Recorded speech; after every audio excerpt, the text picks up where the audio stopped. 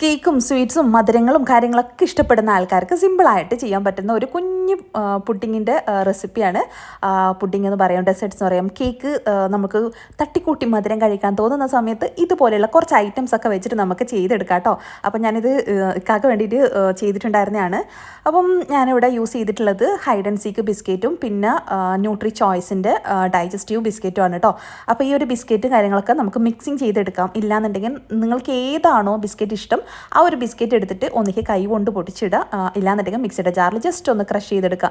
പിന്നെ ഞാൻ 100 ഗ്രാം ബട്ടറിൻ്റെ അതിൽ നിന്ന് ഒരു മുക്കാൽ ഭാഗത്തോളം ഞാൻ എടുത്തിട്ടുണ്ട് കേട്ടോ. എന്നിട്ട് അതൊന്ന് മെൽറ്റ് ചെയ്തിട്ട് ഇതിൽ ചേർക്കുന്നുണ്ട്. പിന്നെ ഞാനിതിൽ മെയിനായിട്ട് പറയുന്നത് ഇതുപോലെ കുറച്ച് ആയാസപ്പെട്ട് ചെയ്യണം എന്നുണ്ടെങ്കിൽ ഇത് ഇതുപോലെ എടുത്ത് ക്രഷ് ചെയ്തിട്ട് എടുക്കാം കേട്ടോ. ഞാൻ ഇനി ആദ്യം മിക്സിയിലൊക്കെ ഇടാൻ വേണ്ടിയിട്ടുള്ള ബുദ്ധിമുട്ടും മടിയും എല്ലാം കൊണ്ട് ഞാനിത് ഇതുപോലത്തെ കാര്യങ്ങളാണ് ചെയ്തിട്ടുണ്ടായിരുന്നത്. അപ്പോൾ ഞാൻ ചോക്ലേറ്റ് ബിസ്ക്കറ്റും രണ്ടും കൂടെ മിക്സ് ചെയ്തത് രണ്ടും കൂടെ ടേസ്റ്റ് വരുന്ന സമയത്ത് കഴിക്കാൻ നല്ല ടേസ്റ്റ് ആയിരിക്കും. അപ്പോൾ ഞാൻ മെൽറ്റ് ചെയ്തിട്ട് ബട്ടർ ചേർക്കുന്നുണ്ട്. ബട്ടർ ചേർത്തിട്ട് ഒരുപാട് അങ്ങ് നനച്ച് കൊടുക്കണം എന്നല്ല, എങ്കിലും അത്യാവശ്യം ഒന്ന് നനച്ച് കൊടുത്താലാണ് ടേസ്റ്റ് ഉണ്ടാവുക. കാരണം അതിൽ നിന്ന് കുറച്ച് ഞാൻ എടുത്ത് മാറ്റിയിട്ടുണ്ട് ഡെക്കറേഷന് വേണ്ടിയിട്ട്. അപ്പോൾ ഒരുപാട് നനച്ച് കൊടുത്തു കഴിഞ്ഞാൽ ഭയങ്കരമായിട്ടൊരു നനഞ്ഞിട്ട് കുതിർന്നൊരവസ്ഥയാവും. അപ്പോൾ അതുപോലെയല്ല, കുറച്ചൊന്ന് നമ്മൾ കോരി കഴിക്കുന്ന സമയത്ത് ഒരു പൊടി ഫീലും വരണം, എങ്കിലും ഒരുപാട് പൊടി ആവാനും പാടില്ല. ആ ഒരു രീതിയിൽ ഇപ്പോൾ ഞാൻ നനച്ച് കൊടുത്തിട്ടുണ്ട്. നമ്മൾ പുട്ടിനൊക്കെ കുഴക്കുന്നില്ലേ, ആ ഒരു രീതിയിൽ നനച്ച് കൊടുത്തിട്ടുണ്ട്. അപ്പോൾ ആ നനച്ചിട്ട് നമ്മളത് നന്നായിട്ട് അവിടെ സേഫായിട്ട് വെച്ച് കൊടുക്കുക. കാരണം അവിടെ നമുക്ക് കുറച്ച് നന്നായിട്ട് പ്രസ് ചെയ്ത് കൊടുത്തു കഴിഞ്ഞാൽ അതിൻ്റെ മുകളിൽ ഓരോ ലേയേഴ്സ് വരുന്ന സമയത്ത് നമ്മൾ കട്ട് ചെയ്ത് കഴിക്കുന്ന സമയത്ത് ലേയേഴ്സ് വരിക. അപ്പോൾ ഈ ഒരു പൊടിയുന്നത് അങ്ങനെ പെട്ടെന്ന് വല്ലാണ്ട് അങ്ങനെ ലേയേഴ്സൊന്നും കിട്ടില്ല, നമ്മൾ മറ്റുള്ള ലേയേഴ്സ് എല്ലാം കിട്ടുന്ന പോലെ കിട്ടുകയും ചെയ്യില്ല കേട്ടോ. അപ്പോൾ ഞാനിതിപ്പോൾ ഇവിടെ നന്നായിട്ട് അടിച്ച് പരത്തി അങ്ങ് സെറ്റാക്കി വെച്ചിട്ടുണ്ട്. പിന്നെ ഞാൻ ഇവിടെ ഷീൻ ബേക്കറിയുടെ കേക്കാണ് എടുത്തിട്ടുള്ളത്. ഷീൻ ബേക്കറി കേക്ക് ഈ ഒരു പുഡിങ് ആക്കുന്ന സമയത്ത് ഒരു 3-4 ടൈപ്പിൽ ഞാൻ ഈ ഒരു കേക്ക് ചെയ്തിട്ടുണ്ട് കേട്ടോ. അപ്പം ഞാനിപ്പോൾ ചെയ്തതുപോലെ ചെയ്യാൻ നിൽക്കണ്ട. ഇങ്ങനെ ചെയ്യുന്ന സമയത്ത് താഴത്തെ ആ ഒരു ലെയറിലും ഞാൻ ഈ സോക്കിങ് കൊടുക്കുന്ന സാധനം എത്തുന്നുണ്ട്. അപ്പോൾ അത് കുറച്ച് കെട്ടാൻ ചാൻസ് കൂടുതലാണ്. അപ്പോൾ നമ്മൾ ഈ ഒരു കേക്ക് ലെയർ ചെയ്യുന്നതിന് മുമ്പ് നമ്മൾ എന്തിനാണോ സോക്ക് ചെയ്യാൻ വെച്ചിട്ടുള്ളത് ആ ഒരു സോക്കിങ് ചെയ്യുന്ന സാധനത്തിൽ മുക്കി കൊടുക്കുക.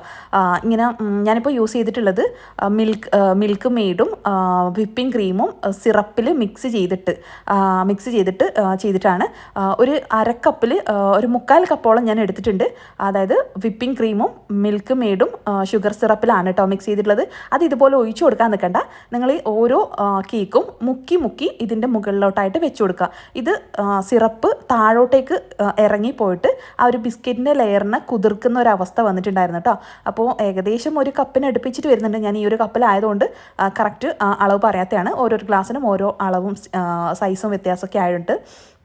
പിന്നെ ഞാൻ വീണ്ടും ഹൈഡ് ആൻഡ് സീക്ക് ബിസ്ക്കറ്റ് ഭയങ്കര ഇഷ്ടമാണ് കേട്ടോ. ചോക്ലേറ്റ് ഫ്ലേവർ ആയതുകൊണ്ടാണോ എന്നറിയില്ല, ഈ ഒരു ബിസ്ക്കറ്റ് ഭയങ്കരമായിട്ട് ഇഷ്ടമാണ്.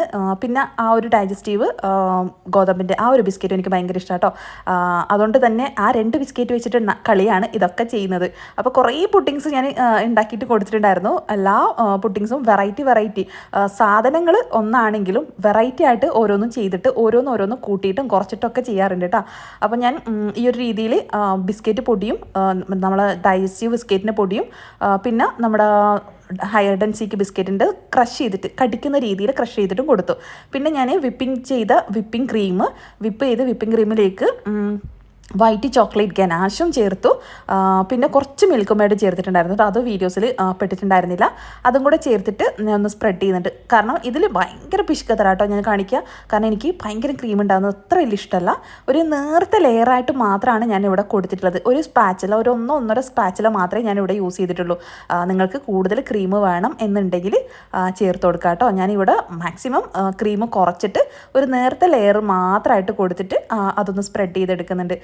കൂടുതൽ ക്രീം എനിക്ക് അത്ര ഇഷ്ടമല്ല, അതുകൊണ്ടാണ് അതെനിക്കും കൂടി കഴിക്കാമല്ലോ എന്ന് വിചാരിച്ചിട്ട്. പക്ഷേ ഞാൻ അങ്ങനെ അധികം കഴിച്ചിട്ടൊന്നുമില്ല. ആ ഒരു ആക്കിയ സമയത്ത് കട്ട് ചെയ്ത സമയത്ത് കുറച്ച് കഴിച്ചു വന്നു. പിന്നെ എല്ലാവരും കൂടെ അങ്ങ് കഴിച്ച് തീർത്ത് കേട്ടോ. അപ്പം നമുക്ക് ഈ ഒരു ക്രീമിലേക്ക് വൈറ്റ് ചോക്ലേറ്റ് ഗനാഷ് അല്ലാതെ ഡാർക്ക് ചോക്ലേറ്റ് ഗനാഷ് ചേർത്ത് കൊടുക്കാം. വൈറ്റ് ചോക്ലേറ്റ് ഗനാഷും ഡാർക്ക് ചോക്ലേറ്റ് ഗനാഷും രണ്ടും കൂടെ ചേർത്ത് കൊടുക്കാം.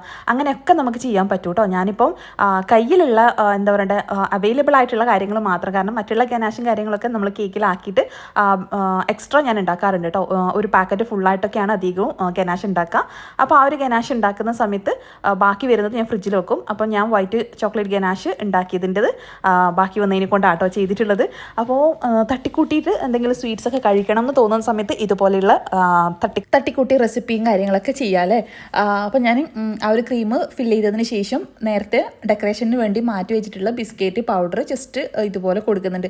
നമ്മൾ പുഡിങ്സും കാര്യങ്ങളായാലും എന്തായാലും കേക്ക് ആയിക്കോട്ടെ പുഡിങ്സ് ആയിക്കോട്ടെ വേറെ എന്തായിക്കോട്ടെ നമ്മൾ കാണുന്ന കാഴ്ചയിൽ ആ ഒരു ഭംഗി ഉണ്ടെങ്കിൽ മാത്രമേ കഴിക്കാനൊരു ഇഷ്ടം ഉണ്ടാവുള്ളൂ.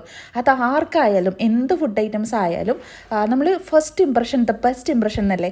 എന്ത് കാര്യം നമ്മൾ ഭയങ്കര ടേസ്റ്റിൽ ഉണ്ടാക്കിയിട്ട് പക്ഷെ പ്രസൻറ്റേഷൻ അത് ഭംഗിയില്ലെങ്കിൽ ഒരിക്കലും ആ ഒരു ഫീഡ്ബാക്ക് കിട്ടാൻ ചാൻസ് കുറവാണ്. പക്ഷെ നമ്മൾ കൊടുക്കുന്ന ആൾക്കാർക്ക് നല്ല അടിപൊളിയിൽ പ്രസൻറ്റേഷൻ ചെയ്ത് ഇതുപോലെ ഭംഗി കൂട്ടി ഇതുപോലെ എന്നല്ല കേട്ടോ, ഏതാണോ നിങ്ങൾക്ക് പറ്റുന്ന ഡിസൈൻ ചെയ്ത് ഭംഗി കുറച്ചുകൂടെ കൂട്ടി കാണുമ്പോൾ ഒരു അട്രാക്ഷൻ വരുത്തിയിട്ട് കേക്ക് ആയിക്കോട്ടെ ഡെസേർട്ട് ആയിക്കോട്ടെ പുഡിങ്സ് കുനാഫ അങ്ങനെ ഏത് സാധനം ആയിക്കോട്ടെ കുറച്ച് ഭംഗി കൂട്ടിയിട്ട് ചെയ്ത് കൊടുക്കുമ്പോൾ ആ കഴിക്കുന്ന കൂട്ടത്തിൽ കണ്ണിലും അവരുടെ ആ ഒരു ഹാപ്പിനെസ് ഉണ്ടാവും, മനസ്സിലും ഉണ്ടാവും, വായിൽ ഇട്ട് കഴിഞ്ഞാൽ പിന്നെ ആ ഒരു ടേസ്റ്റ് കൊണ്ട് അവരങ്ങ് അലിഞ്ഞ് തീർന്നോളും.